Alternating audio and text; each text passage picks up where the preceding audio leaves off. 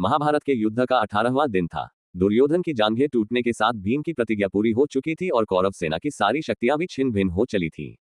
पांडव थककर चूर थे लेकिन अपनी जीत पर संतुष्ट महसूस कर रहे थे। कौरव शिविर पर अब पांडवों ने पड़ाव डाल लिया था। सभी यहीं विश्राम के लिए रुक गए। रात्रिभोज के समय कृष्ण को मौन देखकर अर्जुन ने कहा, मधुसूदन, अब तक आपने बड़े भैया को विजयश्री की शुभकामनाएं नहीं दी, क्या अभी कुछ शेष है? माधव बोले, हाँ अर्जुन, अभी 18वें दिन के कुछ पहर शेष है। भीम तुरंत बोल पड़े, लेकिन शत्रुओं का मुखिया तो वहां तालाब के किनारे औंधे मुंह पड़ा है। कृष्ण बोले, हे गदाधारी, जब तक आश्वस्त न हो जाओ विजय की घोषणा न करो। अभी तक महाराज धृतराष्ट्र ने सिंहासन रिक्त नहीं किया है। अर्जुन ने पूछा, तो क्या हमें अभी रात के इस पहर में ही हस्तिनापुर चलना होगा?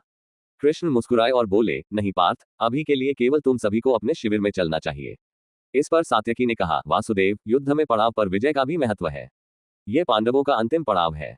यदि बिना किसी निर्णय के पांडव यहां से लौटते हैं तो ये भी उनके कदम पीछे लेने जैसा होगा। सात्यकी की बात शास्त्र सम्मत थी, जिस पर सभी ने संवेद स्वर में सहमति जताई। कृष्ण की बात आई गई हो गई। इसके बाद सभी सोने चले गए। नतीजा ये कि देर रात अश्वत्थामा ने पांडव शिविर में पहुंचकर उनके पुत्रों की हत्या कर दी। महाभारत का ये प्रसंग हमें जीवन में धैर्य की आवश्यकता बताता है। जल्दबाजी में कार्य को पूर्ण हुआ मान लेना आखिर पलों सफलता को विफलता में परिणत कर सकता है।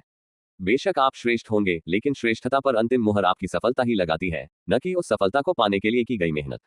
सफलता अंतिम प्रमाण पत्र है। जीवन की उत्पत्ति के बाद जब मनुष्य के लिए नीति आदि का निर्धारण होने लगा तो महाराज मनु ने धैर्य को धर्म के दशलक्षणों में प्रधान स्थान दिया।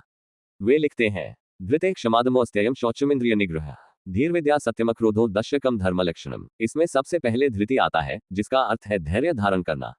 इसे दूसरे अर्थ में सहनशीलता के तौर पर समझना चाहिए। हालांकि दोनों भिन्न अवस्थाएं हैं, लेकिन इनमें बेहद निकटता है। कठिन परिस्थितियों में क्रोध और खींच को सह लेने की शक्ति धैर्य से ही आती है। धैर्य रखने का अर्थ शांति के साथ कदम उठाना और परिणाम की प्रतीक्षा करना है। इसकी आम परिभाषा ये होगी, खुद को ऐसे काम से रोकना जो लक्ष्य तक पहुंचने में रुकावट बने या उस तक पहुंचने में विलंब का कारण बने। ऐसे में धैर्य एक प्रतिरोध है जो मन पर काबू होने से प्राप्त होता है। जीवन में लक्ष्य तक पहुंचने के लिए यह आवश्यक है कि मानव धैर्य के साथ सदाचार को अपने जीवन का अंग बनाए और उन्नति का मार्ग प्रशस्त करे। मनुष्य को धैर्य वेदों से मिला वरदान है, जिसके महत्व को जीवन में उतारना जरूरी है। कबीर दास भी लिख गए हैं, धीरे धीरे रे मना, धीरे सब कुछ होए, माली सींचे 100 घड़ा, ऋतु आए फल होए।